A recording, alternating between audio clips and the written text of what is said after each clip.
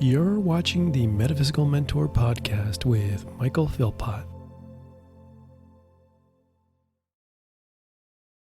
Hello, everybody. Thank you so much for tuning into the show today. This is the Metaphysical Mentor podcast with your host, Michael Philpott. And I have two returning guests, but this time they're together. We did separate shows. So Christine and Ivan, we did separate shows. So if you have to go back into the library of all the shows I did in the past, and we can look at some of the amazing conversations that we had. But I wanted to have both of you on as well together because you guys, as a pair, I mean, as individuals, you guys do tremendous work, but as a couple too as well, you do even bigger work. So I wanted to talk to you about that today. But before we get started, guys, I always like to just give a little shout out to my guests. My guests, but also my listeners too as well. Just to say a big thanks for all the support the next little or the last couple of years. So I appreciate that. And also too, if you're watching this on YouTube, hit the like button, subscribe. It really helps out with the algorithm. Leave a comment too as well. You can watch this on Rumble too as well. I'll be posting onto Rumble platform. And of course, Spotify, all my Spotify listeners, and an Apple. If you listen on iTunes, please give it a 5-star, give a little comments, say, hey, greatest podcast show in the world. That would be fantastic. And of course, this is funded 100% by you, the listeners. So if you want to send a donation, there are links in each episode description. So if you want to send a donation over, that would greatly appreciate that. So that being said, I'm going to have a drink here.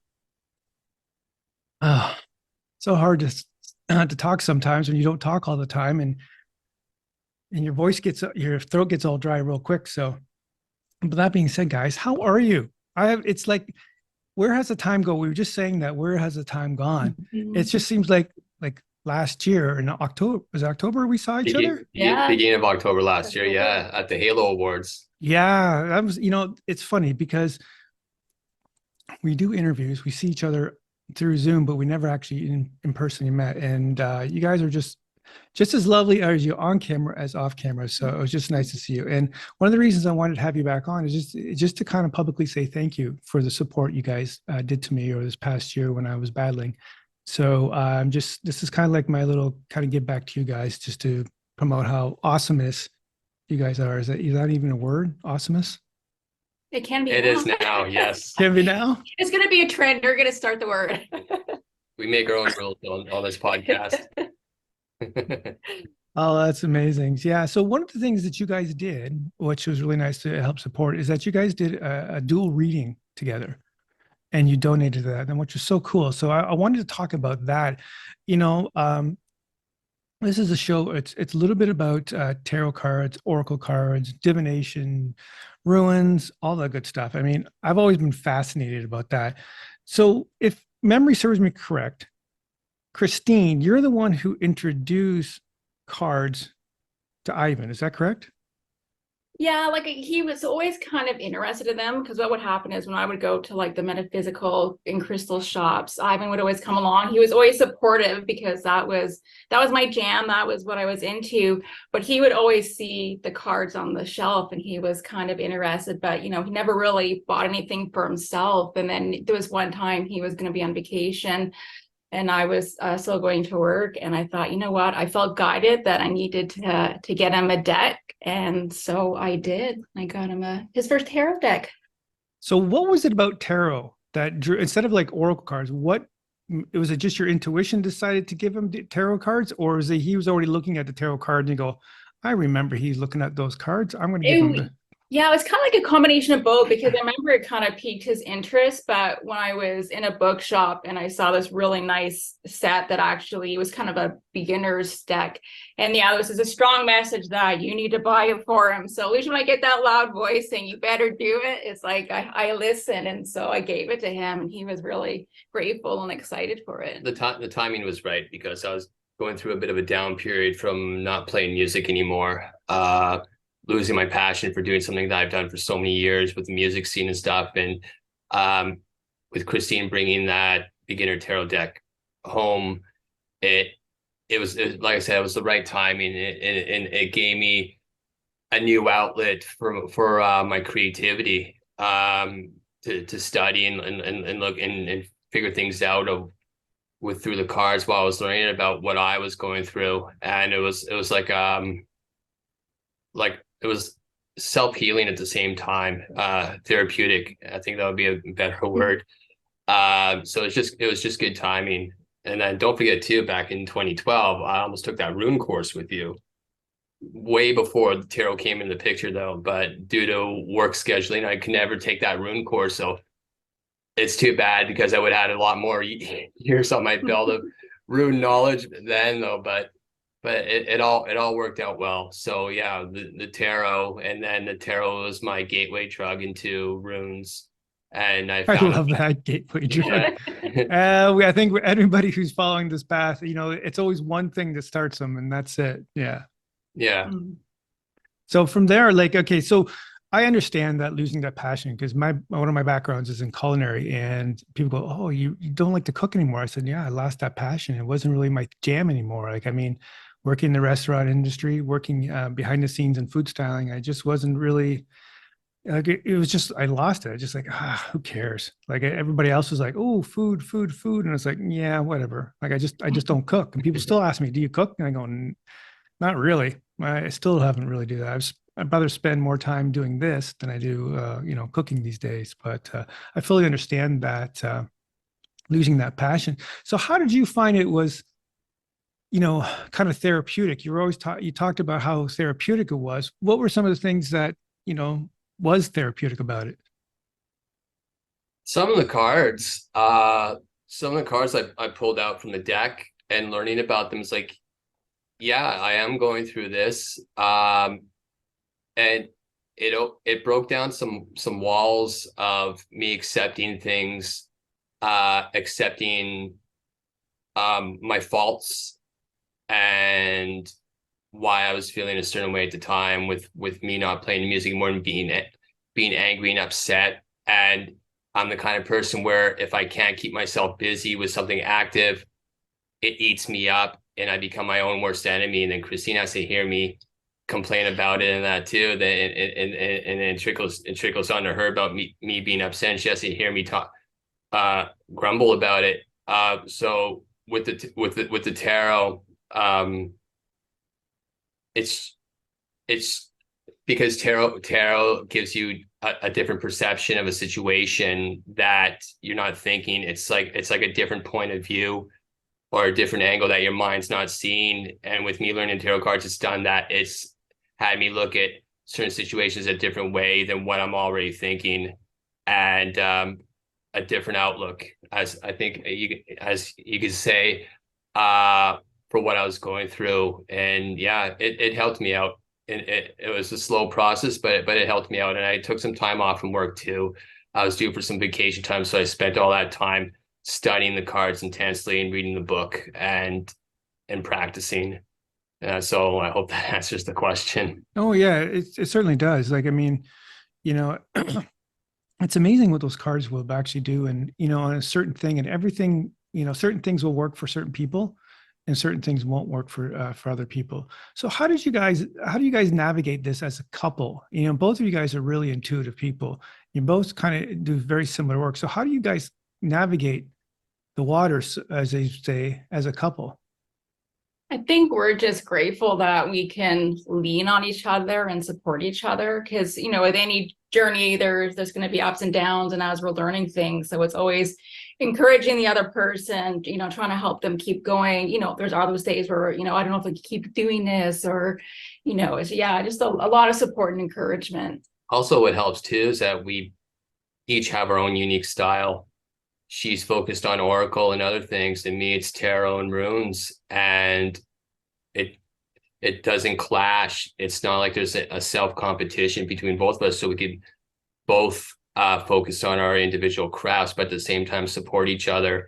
And we always come up with creative ideas for promotion. That too, we could have our own marketing company. I think. Yeah, we drink our coffee in the weekend, and all these ideas like, oh, we could do this, and oh, what about that? You could do that. Oh, and you could do this. Yeah, so so if you check out like our websites or our social media pages, she has specific colors and a theme and a motif that she works with, and me too. It's completely different. It's not like we don't have a sameness with our way we promote ourselves. And I think it's good. It's good to have your own individual identity and character, but at the same time, we could still support each other as one. Yeah, because I know a lot of people I've talked to who are like, there's usually one person in a relationship that's the practitioner, and the other person is more the supportive, or the more like what I would say a more logical based person or an individual. It's usually the husband or boyfriend that doesn't believe in the woo woo magic or It's the so witch. it's so true. It's so true. It is so true. Because you brought it up also too. Yeah, I mean, just the fact of being a male in the divination industry doing this, I think we're like, it's like not even a third of what's going on of the people out there. And it's a little bit tough. Like with me starting out and trying to make a name for myself in that there, I felt that I was overlooked on some things due to the fact that I was a guy doing divination, or maybe it wasn't considered manly enough for other dudes to follow or understand what I'm doing also too. So, but I found a balance. And I was able to prove myself through time with my work ethic and how I do the readings and how people get the messages in that too. So it was tough. Yeah, I hear you on that. Yeah, there like from a guy's perspective, there certainly is not a lot of us in the industry, and I've had, excuse me, other interviews where I'm on other podcasts, and people ask me, it's like, there's not a lot of you guys out there doing this type of work, and I said, well, no, there isn't. I mean, there is a stigma to it sometimes. You kind of look at you, go, really, you're doing that type of work, but I just find there's nothing else I really wouldn't want to do now. I mean, I just thoroughly enjoy it. And I always say, screw the haters anyway. So you can do whatever you want to do. But yeah, but I've heard so many good things about your runes and your readings yourself. Like it's just so precise and so powerful that, I mean, that's usually word of mouth. That's the best way for people to understand, is to actually have one and go out and have a reading and do that sort of thing too. Did you find it very difficult yourself, Christine, to expand your business too as well? Sometimes I do find it difficult just because, excuse me, especially like during COVID, it seemed that, a lot of people sort of came out as being, spiritual practitioners, which is great because, the light workers and healers are so needed on the planet right now, but you can kind of get sort of lost in the shuffle of things. And especially for me, like sometimes I kind of struggle with even just putting myself out there, just because I was born with the condition neurofibromatosis type 1. And it can cause tumors to grow like externally, internally. So there's times where I have bad days like that. And it's like, I know, to market yourself, you need to put yourself out there. But there's days where like, I'm struggling. It's like, yeah, I can't do it. Like I can't put myself out there. So just even on that personal note, it's just, yeah, there's struggles. Yeah, I understand that. But, you did the podcast with me, and so we put you out there, girl. So there's no hiding that now. Now you got 2 podcasts, 2 episodes. So now it's like, yeah, there's no hiding from it, your awesomeness. So, both of yours. One of the things I wanted to talk to you about too, as well, is how the process works when you guys do a reading together. How does that work for you? Do you kind of you just let your intuition go, or is there very set parameters that you guys follow or guidelines, or you just say, okay, you're up, Christine, do your thing, and then you follow through? How's that work, Ivan? When we do, the service that we provide, it's not a business name, it's a service that we provide called the Hermit and the High Priestess. We figured with that name, it speaks like I'm the Hermit and she's the High Priestess. I love that, by the way. And so when we ask the customer the question, like what would like know, usually it's a general reading or a certain question, I'll start first. I'll pull out my cards, lay them out, and see what messages come across with them. Whether I'm actually sticking to a past, present, future sort of spread layout, or sometimes I'll just gloss over and get an overall general collective message as well too on top of that. Is that a 3-card spread that you do first, or yes, is it a Celtic Cross spread? A 3-card spread, yes. So that's the basic one, right? If I remember it. Yeah, basic one, yes. And then once I mention those messages from the cards, I'll pull out a bonus one, which would be the rune, and see how that rune will collaborate with the cards also too. So while I'm doing that, Christine would be shuffling her oracle cards and usually downloading messages from above, with like downloading, because she has that gift. I'm more of a street reader, and she's like from like out there. So so while I'm doing that, Christine's getting messages and she's writing stuff down on paper. And when I'm done with giving my message, Christine she'll kick in and give her message, stuff like that. And while she's doing that, I'm listening and taking notes of anything that any cross references, any similarities between both our messages, and I'll write them down. So in the end, the customer gets two perspectives, a similar message at the end, is the similarities, and that they're to answer the question. And if we're both coming up with certain things that are the same, then you got to listen. That's something the universe is telling you something. So yeah, you get that confirmation. It's like a double whammy. Yeah, double confirmation, exactly. Oh, that must be powerful. Wow.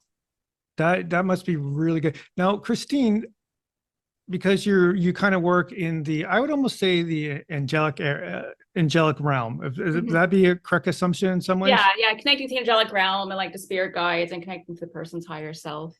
Yeah. So are you kind of linking in with Ivan in some ways, or you're already kind of like already connecting to your peeps on the other side? I think it's kind of like a combination of both, because I think Ivan and we kind of create this sacred space before the readings. I think we sort of become sort of joined together, but then separately our own stuff's coming through. And a lot of times too, what's happening is as he's shuffling, like I'm already like writing things down, like before I even get a chance to like shuffle my oracle cards, there's like messages and I'm trying to like write everything down. So there's already like channeling going on. So there's just a lot of energy moving and flowing. Now we had this conversation. I know I had to expose myself as a card junkie, a while ago. How do you pick, with all the card decks you have, like, is there one that you're drawn to for the particular individual? And I could ask you the same thing with that, Ivan, because I know sometimes they have different designs or different, prints, but it's usually the same thing. It's usually like wands, cups, things like that. Is there one particular thing, or do you go, I'm just going to go to the shelf, this is what I feel today for this particular person, and use that? At the beginning, I was sort of individually pick the deck that I wanted to use, but I've really gotten a connection to, there's about sort of 3 main decks that I use during a reading, and I just connect with them really, really well because. Can you tell us which ones they are? I can just show you. Oh, well, yeah, we'll show us and tell us both. So this is a example of like what it looks like. So they always have like these really nice like nature images. Okay. So you may have to tell, because people are going to be listening to this podcast, so you're going to have to tell them which deck it is. So it's by Angela Hartfield, and the artwork's done by Josephine Wall. And I have about 3 decks that they've created that I always use, just because I find like, the imagery in them are just like phenomenal. It's like looking at a piece of artwork. It's absolutely gorgeous. And with their cards too, like there aren't a lot of words on them, which is great because I'm channeling information. Because sometimes what happens when you have a deck with, a big message on the front, people might see something and think, oh my goodness, like, oh, wait, why did that card come up? Wait, why did I get that message? Whereas when it's a bit more basic with the words, but a lot more imagery, it just really helps open that door for communication, allowing the messages to flow. And they're usually always nature-based, just because sort of like my spirituality is really based on like Mother Earth energy. So I just love that style of cards too, because it just connects to that Earth energy. Yeah, that's interesting. Do you find automatically when you look at the card, like you're already in that state where it's like you're in, I would call it a trance state, where you're connected and you're looking at that, and all of a sudden it's just like poof, like all the information, the imagery, everything, the symbology of each thing is just so crystal clear that you can just go from one thing to the other, and it's just flowing out of you. Yeah, there's a lot of, and there's times it's like trying to write everything down for the clients, like, okay, just like slow down, like wait till I finish writing this all down. It's just like shoo. Do you find that the same way, Ivan, with yourself? Like once you see the card, like you've already you're already kind of just, okay, this is what it means. I didn't know, this is interesting too. I remember from a conversation we had about tarot is sometimes when you see a card, you may think like, oh, the swords are bad, or you might see the hangman or something like that. And people go, oh no, I don't want to see that card. Do you find people sometimes get a little weirded if you show them the card or you talk about the card? Yeah, with some readings, you know, the typical death card, Mm, and that's the one I wanted to ask you about. and people cringe. It's like, no, I mean, think of it as the seasons, you know, seasons come and go, and nature comes and goes, and rebirth is in the spring. And I once I use that metaphor for the death card and changes and how one chapter in life is over, like me with my music, that chapter is over, new chapter starts. And that's what, to me, that's what the death card represents also too. It's a rebirth of something new that's replacing something that's no longer valid in your life. The Eight of Cups is similar to that message also too.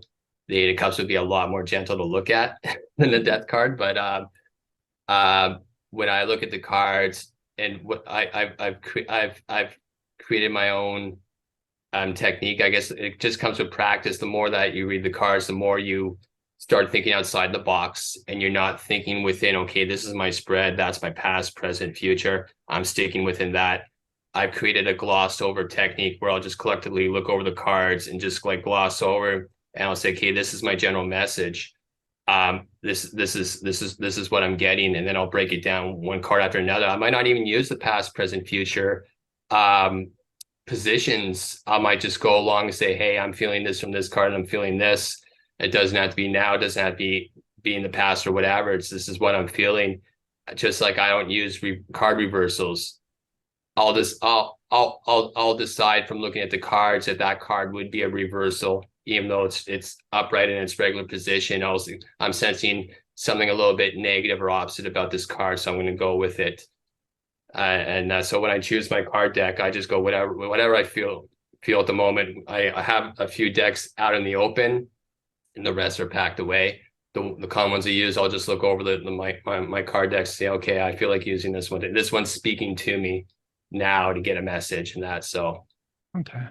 So do you use, I think you said you use runes sometimes to confirm or add additional information on that. So if you do additional information, so if you do, geez, I got a really dry mouth today for some reason. Excuse me. Thank God for editing on that.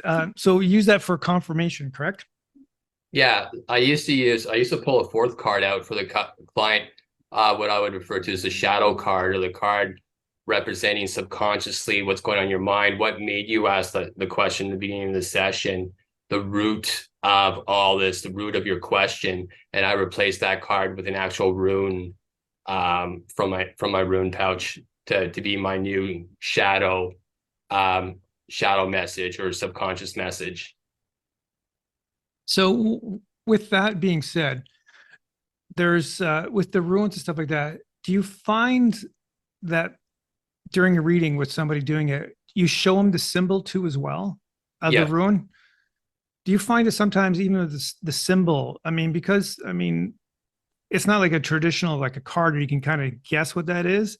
And people see that. Do you find that they have like this little subconscious trigger that kind of goes, oh, there's something about the runes that, it's almost like magical. They look at it and go, oh, okay, I don't understand it, but it does resonate with me. Well, they do say the subconscious is like a child. It has a childlike mind. The subconscious only reacts in symbology. That's where your dreams come in. That's where your dreams come from, is from the subconscious. It only speaks in images. It reacts to images, where the conscious collectively takes in sound and words and everything else. But the subconscious is more of a primal, dumbed down, primitive thought process that only reacts to symbols. So that's how runes would have the rune symbols would have a trigger effect. Okay. To what you just said before. Yes, it would have more of a trigger effect than, say, a tarot card that has a lot of images and details. Okay. Now, Christine, do you pull 3 cards too? Do you do like a past, present, and future as well? Like similar in tarot too as well? Or you just do 1 card and then you just get the download and it's like, here's the key to open up the pathway and all this information goes, or do you do like a past, present, and future Yeah, spread? I usually try and do like a past, present, future, but sometimes it's so intertwined, it's almost like one big story. So it's still connected. So it's kind of maybe the current, but it's just weaving of storytelling. The weaving storytelling. Like one of the things I wanted to talk about is about past, present, and future, because they're all intertwined. Like you're saying, they're all intertwined. It's like one big story. Like your past creates your present, and your present creates your future. And do you find when people know about their past, it really starts shifting their present so they can change their future? Yeah, I find sometimes energy reading for clients, there might even be things in the past. So, they're asking a question about the current, but then it's kind of like, okay, well, this is coming up from the past. And it takes, maybe it takes a couple of minutes to like, maybe that makes sense now, like why I'm feeling what I'm feeling or what I'm going through, because they look back at the past and there's things they may have forgotten, and then it starts to come to light for them. Okay. Do you find like a lot of people just get emotional now? They're finding it a lot more sensitive to the readings?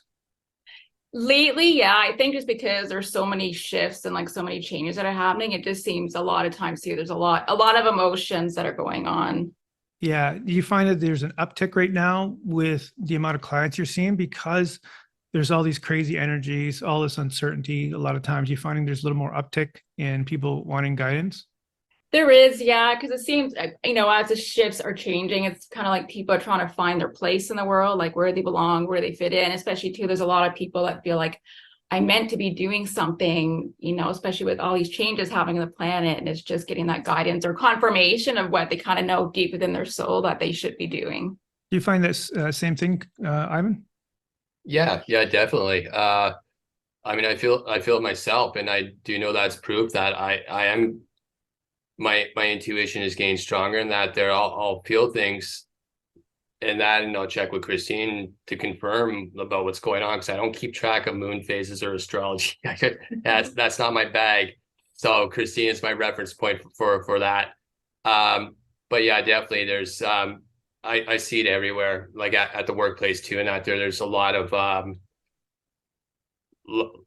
different emotions being set off or triggered as well too. And I don't know why. I don't know why it is. I do know that there's people at work I wish I could do card readings for, but I don't want to scare them away with my with my was it woo magic.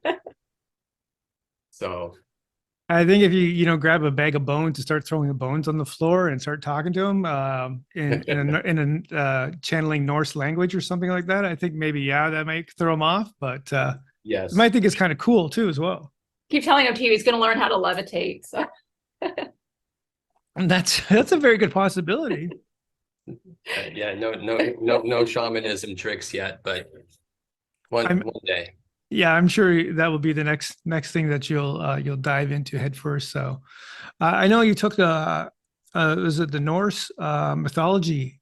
Now is runes based in Norse mythology? Is that correct? It is Scandinavian. Well, it started with the Germanic tribes. Okay. The Germanic tribes, and then around the 500, 600s, they migrated more towards north into Norway and Scandinavia, and that the Roman Empire too, that I've learned recently too, helped push the migration and stuff too, and that. But yeah, runes is a Scandinavian root. It's an alphabet, as you could say. Okay. Yeah. Which branched off later on into like with the Anglo-Saxons over in the UK, and they created their own language. There's 3 different runic alphabets. You can say the one I use is the Elder Futhark. That's the oldest one. Elder Futhark. And over towards is that based on the 24?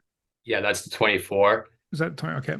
And over to the east in Sweden, they've reduced it down to 16. And the reason why it's changed is because of the dialect amongst the different tribes. So one rune will represent 3 or 4 different vowels or pronunciations in that too. And then over for the Anglo-Saxons over in the Frisian area, which is in the Netherlands and in Britain, it went up to 32 to 33 Oh, wow. runes for their dialect, their increased speech as well too. And yeah, but I stick with the Elder Futhark. I stick with the Elder Futhark. I like that one. And it's the common one you'll see on album covers and in movies and stuff. And a little bit of J.R. Tolkien, Lord of the Rings too. He's manipulated them into his own Oh, I'm kind sure he is. I'm of sure. yeah. I'm sure a lot of those writers and things like that take aspirations and inspiration from ancient stuff like that. I mean, I remember, well, just recently the movie Dune. I remember like the old movie Dune, like I was back in the '80s and stuff like that. You know, the David Lynch one. So I wasn't a big Dune person. I was a Star Wars kid. So I mean, I didn't really understand. But as I start reading Dune, it's like how much of ancient history of our own ancient history is put inside the Dune, and they talk about a lot of the same premises and philosophies. And I was like, wow, this is really deep. This is like Star Wars meets Kant or something like that. You know what I mean? It's like, you know, philosophy meets Star Wars meets this. And it was like, wow, this is really deep. So, but yeah, I really see that, you know, how people would use that sort of thing, the mystic of it and the mystique, because there's not a lot of people, as far as I know, that do rune readings. Yeah, it's true. I mean, when you go on social media, it's all astrology, tarot, oracle, life coaching. All like everyone's doing everything, but Rune seems to be the redheaded stepchild of divination.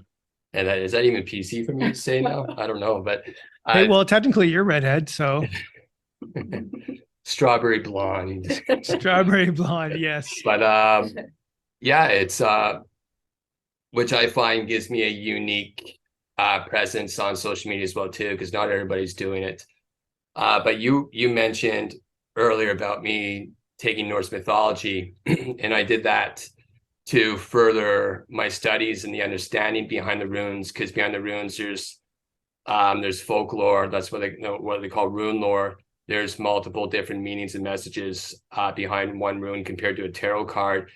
And I've been reading a lot of books the past few months on the culture the Scandinavian culture. What makes them tick? What are they thinking? What's their approach about the afterlife? And that too. So I got behind every single detail of what surrounds the runes themselves, not just the divination aspect, but the culture and the stories and the history and everything, just so I could get a 360-degree view of what runes are about. Wow. If that makes sense. That makes total sense. I mean, it just amplifies what you already know. It just gives you, like you said, like a 360-degree view of just not just what they're saying, but a bigger, broader aspect of it. And that could be part of the message for the individual that you're tapping into a little bit more of than just the particular message from the one individual rune or whatever, or the spread, what it might be, stuff like that. So yeah, that's so fascinating. Yeah, I mean, I've always been kind of fascinated by the Norse mythology anyways. I mean, I love mythology in general. I mean, it's pretty fascinating stuff.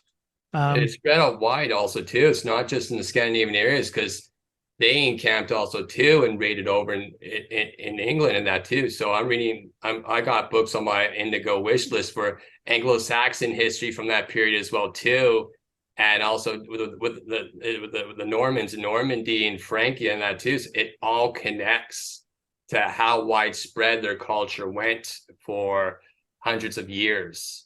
Yeah.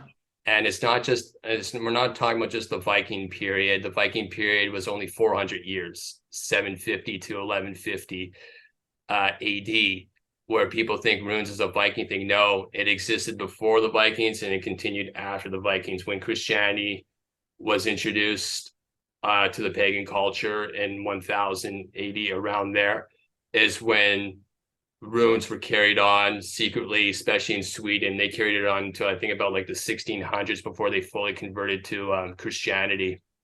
Oh, wow. people have a misconcept that runes is just a Viking thing. It's not. The Viking period is like one small little spot on the whole Scandinavian history of when runes were used. And we're talking about back to 50 BC on cave walls and that too. So Yeah, it's just so fascinating how everything's intertwined.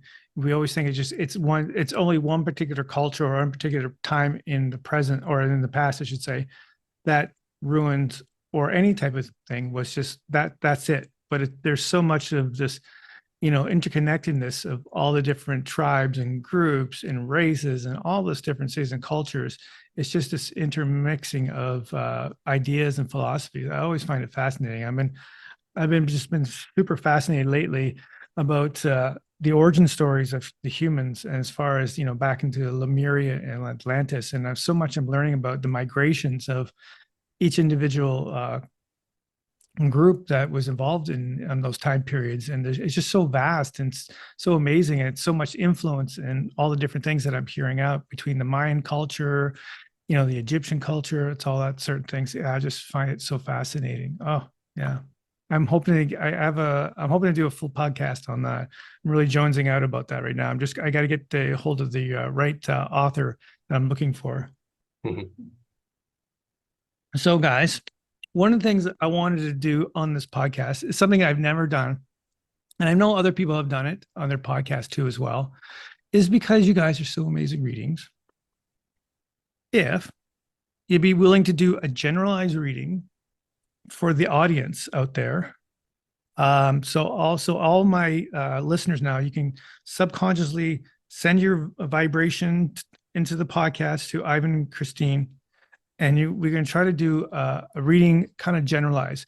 Now, again, take what you can, take what you won't, but I think in general, the energy and what's happening, I think it would apply to a lot of people. So if you guys would like to just walk us through it and just talk along as you're going along, because dead air doesn't really attract people. People are going, okay, why is all this silence? What's going on with the silence? I know. Well, Christine, you're probably dealing with the angels already, so you're in your. You're showing me like images and everything and feelings in my body. Yeah, you're gonna have to dictate through that, and also too, if you get cards and things like that, just slightly show the camera there and just hold it so people who are watching the video, hopefully you are watching the video on YouTube, don't forget, you can do a reading for us. That would be fantastic. So looks like they're shuffling now. So who's go up for Ivan? I think you take it. Yeah, I'm gonna go for the tarot cards, and the deck I chose is from a creator. She created this deck over from Calgary. It was like a one of those crowdfund, was it the DIY projects that raise money? And it's the Northern Animal Tarot. Oh, perfect. That's a good shot there. And it's all little forest creatures and animals in the position of the classic Rider-Waite Tarot style. And the cards feel great there. That's so Canadian.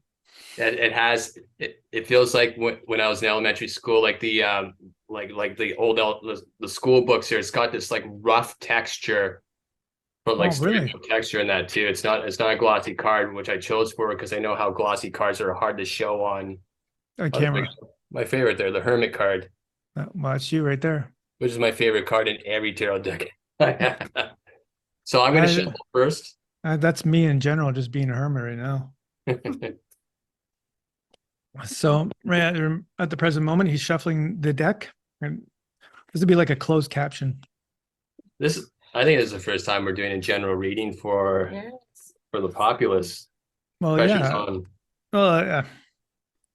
There's no pressure. I got my notes written down. I can start shuffling because that tends to happen too. Is before I even get to pick out my deck, it's like all kinds of images and messages are being given, so I have to quickly jot them down. And yeah, I just split the deck into 3 piles. I normally ask the person asking the question. So, left, middle, or right. You're gonna have to speak for the populace. Okay, let me just. Geez, I didn't have my psychic brain turned on here. I got my podcast brain. Okay, how many piles? There's 3 piles, left, middle, or right. Right. That's a good one. People rarely choose the right one. And I just, as I was shuffling, I got 2 jumper cards, which sometimes happens as you're shuffling, something like really jumps out, but Mhm. these ones jump really far, and there's two of them. So that's a strong message that Oh, perfect. truth. Yeah, we like strong messages. I think this is really going to help. Like, one of the things I loved about this podcast is that the smallest amount of information we could help somebody out on their really crappy day. And that's one of the things that I continue, why I push through it and been pushing through it this last little while, is the DMs I be getting for people from all the help they've got from the podcast, from listening to my guests. So I hope the intent is that somebody out there listening will maybe get a piece of information that will resonate with them and help them on their path. So, all right, what do you got? Amazingly enough, they're all wands. Come on. So we got 3 wands. So the passion and creativity is very strong with the message that's going to come through these cards. They're passion and creativity. But the first one, we got the 5 of wands. There's a struggle going on here. So I'm seeing frustration. Okay. You see it? Okay, there we go. Yeah, perfect. Frustration in this card. 2 of wands.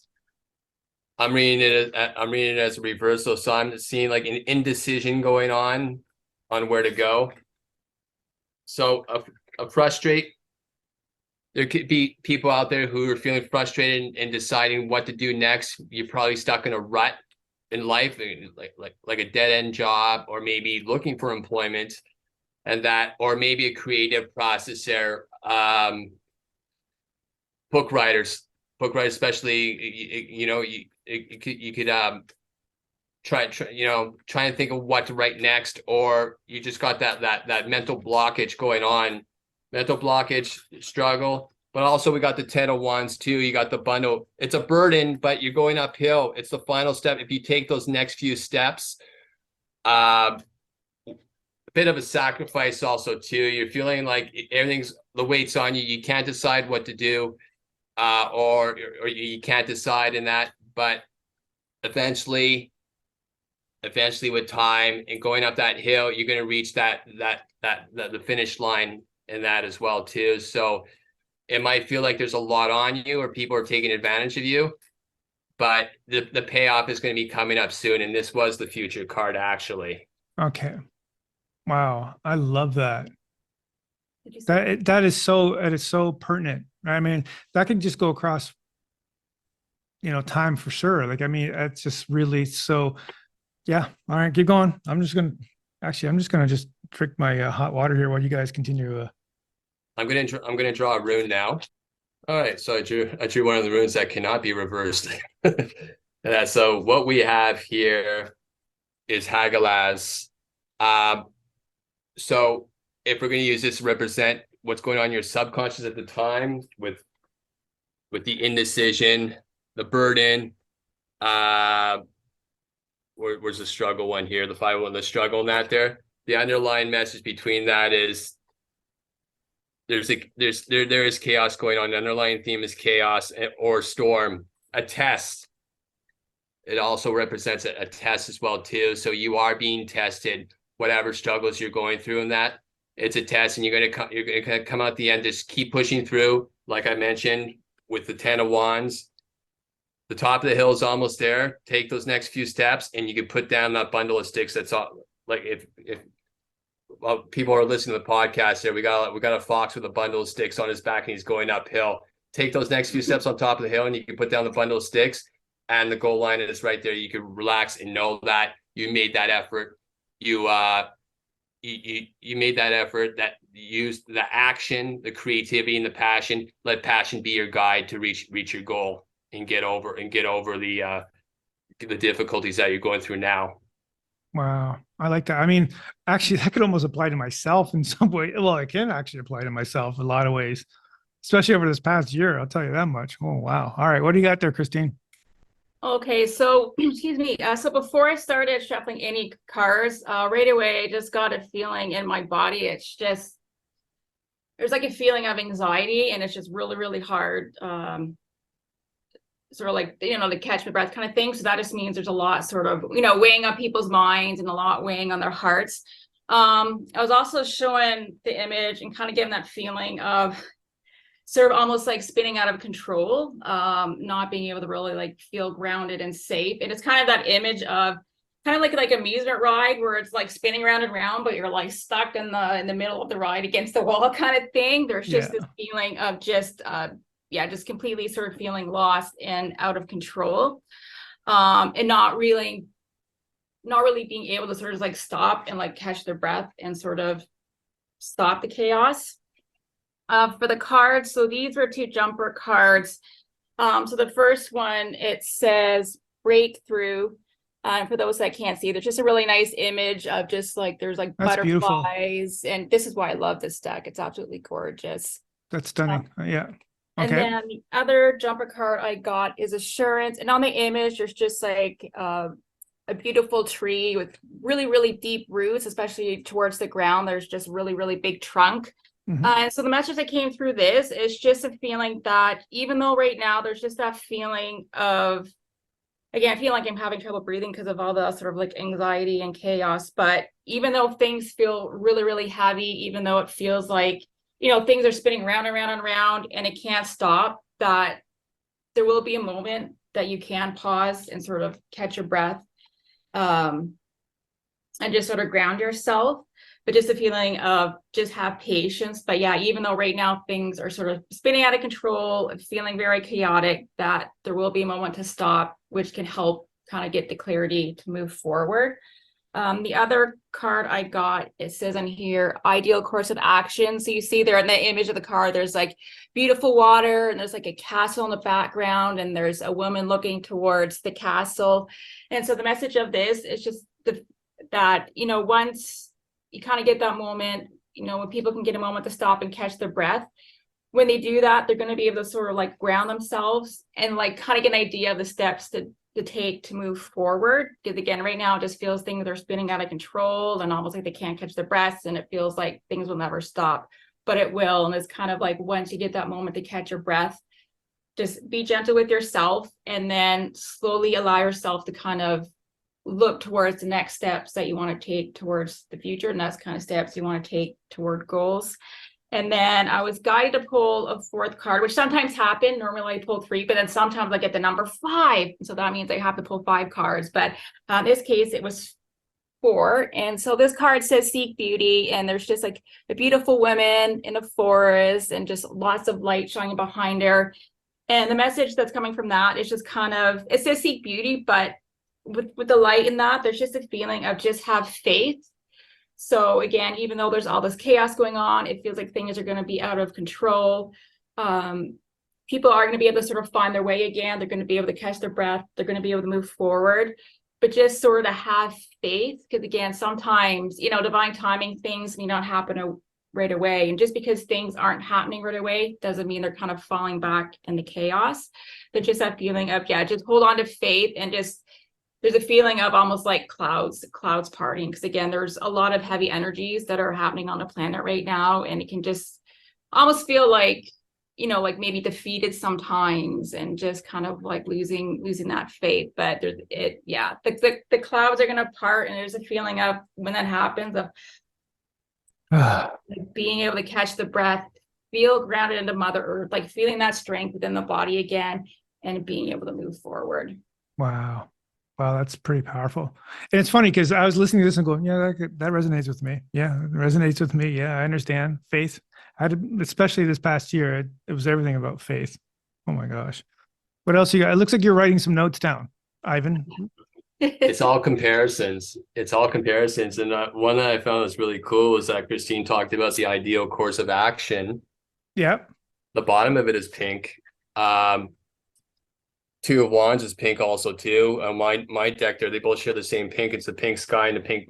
So you see the fox is looking at 2 trees. They're deciding his course of action. That like he's confused. He's trying to decide what to do.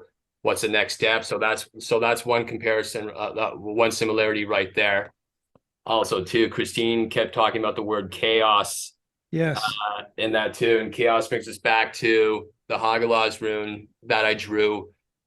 Which I mentioned it's a test, it's a storm going on in your head. It's chaos. It's a headstorm, confusion, and that also I wrote so fast.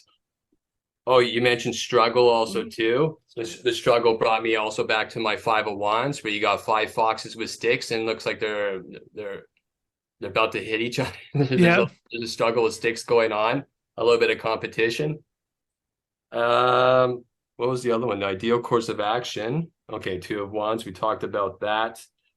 Um, there was the beauty and have faith, What I have, shift, and grounding. I think it was another topic too as well.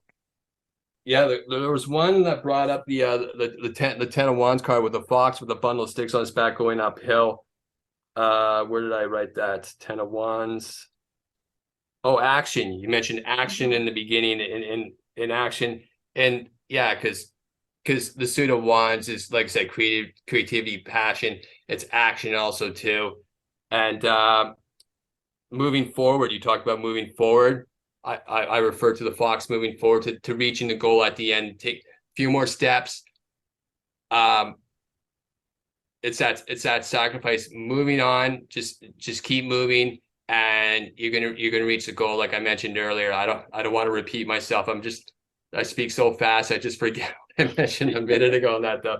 But there are similar, those are some of the similarities between our messages. And at the end, what I wrote down is confidence is greater than chaos. So the overall message is believe in yourself, have faith and confidence in yourself, and you'll get over the chaos and the tests and tribulations of what you're going through at the moment. Yeah. Wow. That's so profound. And it's so cool to watch you two work together. I mean, I've heard stories about it and I've seen other videos where you guys have done readings on with Don and Karen and stuff like that. But it's really cool to see how you two bounce off. And the thing is, you're right. It's confirmation from both sides.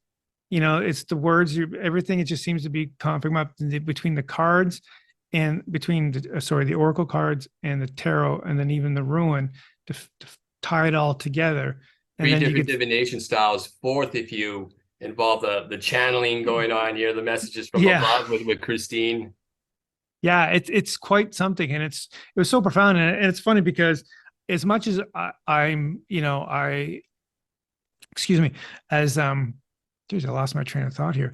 As it was a general reading for everybody listening today. It's just for what's happening with the energies, whatever happened is something that will be something within one of those messages will speak to you on a very subtle level that will help you and go, yeah, I understand that. It's just, I think the general message is persistence and just moves forward. Keep moving, keep moving the legs. Just keep moving your legs. Don't stop. Just keep moving forward and have faith. And I know all about that, is having faith, because I was so tested this past year about my faith, and that really was struggle. Like everything you said, it was like, Jesus, is this a personal reading? Like, I asked for a general reading, but I was like, that's me. Yeah, I understand that. Yeah, see that. Uphill battle. Yep, I understand that. Yeah, keep going on that. So, yeah, fascinating stuff. Really well done, guys. Thank you. Thank you. All right, thank you. Had a little drink there. Got to wet the whistle. So, that being said, we left it on a high note, which is always fantastic. So, if they wanted to find you guys, they wanted a reading, where can they find you? If you're interested in our Hermit and the High Priestess reading, it is on my website at rebelstardivination.com. And once you go on rebelstardivination.com, there's a booking page, booking or service page. I don't even remember now. And I designed the thing. On one of the tabs above, you'll find the services that I offer, and one of them you'll find scroll down at the bottom. You'll see an artwork painting of me and Christine, and that's the Hermit and the High Priestess one. And click on that, and you can book a session with us. And we offer a 45-minute session. Wow, that's pretty in depth for two of you. That's fantastic. So separately, where can they find Christine? Where can they find you if they just want to do? It's like, well, maybe I just want an oracle reading or something like that. Where can they find you, Christine? They can find me at wisdomwithinthewinds.com. Okay. So I'll have all that information in the description below. So you can just click on, just scroll down just a little bit. I know sometimes it's hard with your fingers. Scroll down just besides the play button, and you'll find all the information. I'll have that exactly, excuse me, in the description below, so you can book a session with them and get a double reading. I hope you guys get a double reading, because I mean, that's absolutely fantastic. Hopefully there's something in that message that they shared, which is so that will find inspiration to help you on your day. And I just want to say, on a personal note, you guys are absolutely amazing. I just want to say, for those of listening, these guys really helped me out, and they donated their time and money to help support me when I was battling cancer. So I couldn't really pay you back in one way, but I wanted to pay you back by having you on the show to showcase how beautiful you guys really are. And I want people to know how special you guys are. And that's why I wanted to have you on today, just as my thank you for all the love support that you showed me. Okay. Thank you, Michael, for having us. I wish I had my beard still so you wouldn't see me blush. Well, yeah, we can just edit that out a bit. But yeah, I just want to hide say everything behind a beard. yeah, it's amazing. Even the food, right? Yes. Okay, well, that's awesome. Well, that being said, everyone, I'm just going to close off the podcast today. This has been the Metaphysical Mentor Podcast with Michael Philpott. Thank you so much for joining me, and goodbye for now.